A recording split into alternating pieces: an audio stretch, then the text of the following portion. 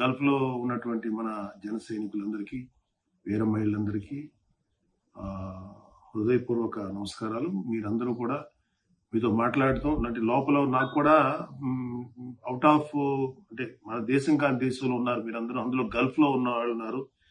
అది మన తెలుగు వాళ్ళు ఎవరున్నా ఓకే, మన ఇండియన్స్ ఎవరున్నా ఒకే బాధ. అందులో తెలుగు వాళ్ళు, అందులో మన జనసేన కుటుంబం చాలా మంది ఉన్నారు. సో మీ అందరు ఎలా ఉన్నారో, మీ ఊళ్ళల్లో ఎవరైతే ఉంటారో వాళ్ళకి ఎలా ఉందో మాకు కూడా ఇంచుమించు అదే ఫీలింగ్ లో ఉన్నాం. But I'm very happy and relieved అండి. మీరందరూ కూడా సేఫ్ జోన్ లో ఉన్నారు. మీ దేశాలు ఏ అయితే యుఏఈ, ఖతర్, లేకపోతే సౌదీ అరేబియా, ఇతర మస్కట్ ఇలాంటి ఏరియాల్లో ఎవరైతే ఉన్నారో, బహ్రెయిన్, ఇక్కడ అందరూ కూడా మీరందరూ చెప్తున్న మాటలను బట్టి నాకు అర్థమైంది ఏంటంటే, అంటే క్లియర్ గా అందరూ ఏదో బేసిక్ గా ఎంతో కొంత వారన్నప్పుడు ఒక టెన్షన్ ఉంటుంది. కానీ బట్ ఈ మీడియాలో చూపించినట్టుగానో లేకపోతే కొన్ని ప్రైవేట్ యూట్యూబర్స్ పెట్టే వీడియోలో ఉన్నంత భయానకంగా అయితే ఉండదు. సో ఇప్పుడు నేను మెయిన్ గా ఏమని మీ ద్వారా ఎవరైతే ఇప్పుడు మీతో మాట్లాడుతున్నానో, మీ తరఫున మీ చుట్టాలు ఎవరైతే ఉన్నారో, మీ తల్లిదండ్రులు లేకపోతే మీ అన్నదమ్ములు లేకపోతే మీ ఆత్మీయులు ఎవరైతే ఉన్నారో ఆంధ్రప్రదేశ్ లో, మీ తరఫున నేను వాళ్ళకందరూ చెప్తున్నాను, మీరు ఎవ్వరు ఏమి టెన్షన్ పడకండి. మీ అనుకునేటువంటి మీ వాళ్ళందరూ కూడా గల్ఫ్ లో చక్కగా సేఫ్టీగా ఉన్నారు. మన జనసేనకు సంబంధించిన వాళ్ళు కానీ, తెలుగు వాళ్ళు కానీ అందరూ బాగున్నారు.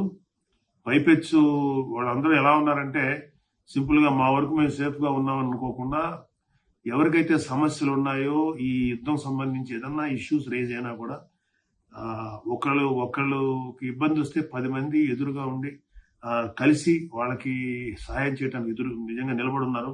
ఆ విషయంలో నేను గల్ఫ్ జనసేన వీర మహిళలందరినీ కూడా హృదయపూర్వకంగా అభినందిస్తాను.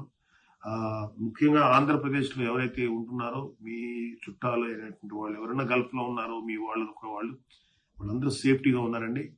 కాకపోతే ఏంటంటే, ఈ యూట్యూబ్ లో కానీ లేకపోతే కొన్ని ఛానల్స్ లో కంటెంట్ ని హైలైట్ చేయడానికో లేకపోతే కొంచెం ఎక్కువ దాన్ని వాటెవర్ వాళ్ళ ఛానల్ తాలూకు లేకపోతే ఆ యూట్యూబ్ ఛానల్ తాలూకు రేటింగ్స్ పెంచుకోవడానికి కొంచెం ఎగ్జాజరేషన్ గా చూపిస్తున్నారు. అంత ప్రమాదంగా ఏదో 1-2 చోట్ల, అది కూడా ఈ యుఎస్ఏ సంబంధించినటువంటి ఫెసిలిటీస్ మీద ఉంది తప్ప, ఏదన్నా వాళ్ళ ఇరాన్ కు సంబంధించినటువంటి వాళ్ళ గురి కానీ వాళ్ళ ఎయిమ్ కానీ మిగతా సివిలియన్స్ మీద జోలికి ఎవరు రావట్లేదు.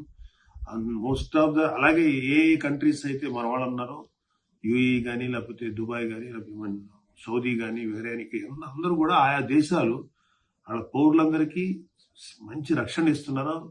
సమయం వచ్చినప్పుడు మరీ రిస్క్ అనుకున్నప్పుడు ఒక సైరన్ ఇచ్చి వాళ్ళందరినీ సేఫ్ లో పెడుతున్నారు.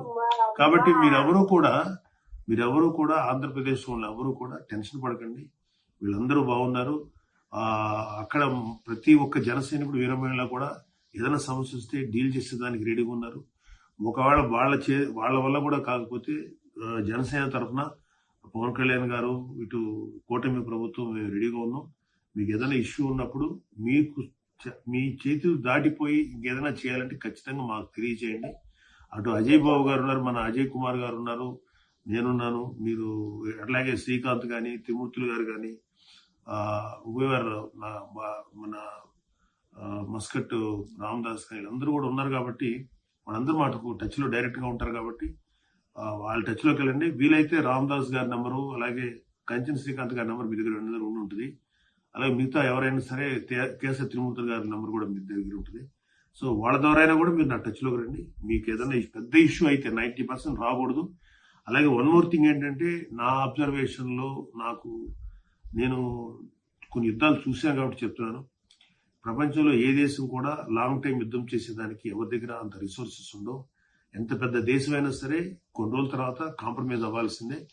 ఆల్మోస్ట్ 21 days తర్వాత ఎవరికి అంత శక్తి సామర్థ్యాలు కూడా ఉండవు. స్లోగా ఈ వార్ పలచబడుతుంది, బలహీనపడుతుంది.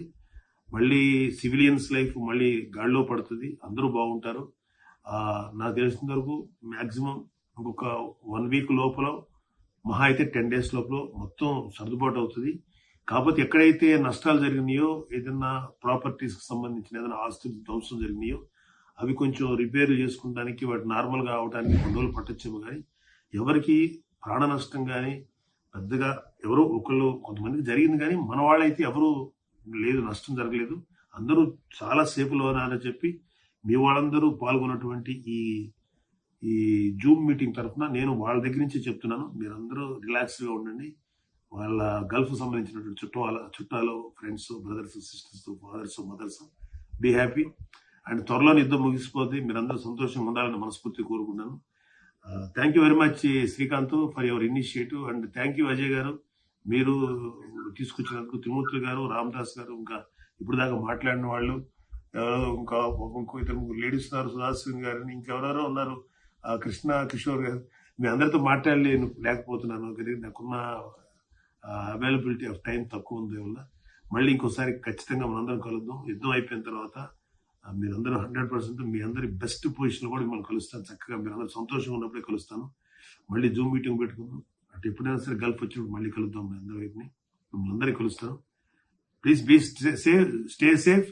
అండ్ ప్రస్తుతానికి మీరు ఎంత సేఫ్ గా ఉన్నారనేది మా కన్సర్న్. పార్టీకి సంబంధించినటువంటి ఏ పనులు కానీ ఏవి కానీ ప్రస్తుతానికి ఎక్కువ ఆలోచించకండి. పార్టీ గురించి మీ వ్యక్తిగత భద్రత, మీ సేఫ్టీ, మీ పిల్లల సేఫ్టీ, మీ అనుకున్న వాళ్ళ సేఫ్టీ మీద దృష్టి పెట్టండి. యుద్ధం అయిపోయిన తర్వాత మళ్ళీ మీరందరూ కూడా ఎలాగా పార్టీకి సంబంధించిన కార్యక్రమాలు ఉన్నాయి వాటిలో పాలు పంచుకుంటారు. కానీ till then take care of yourself, be safe. Thank you, bless you. నమస్తే.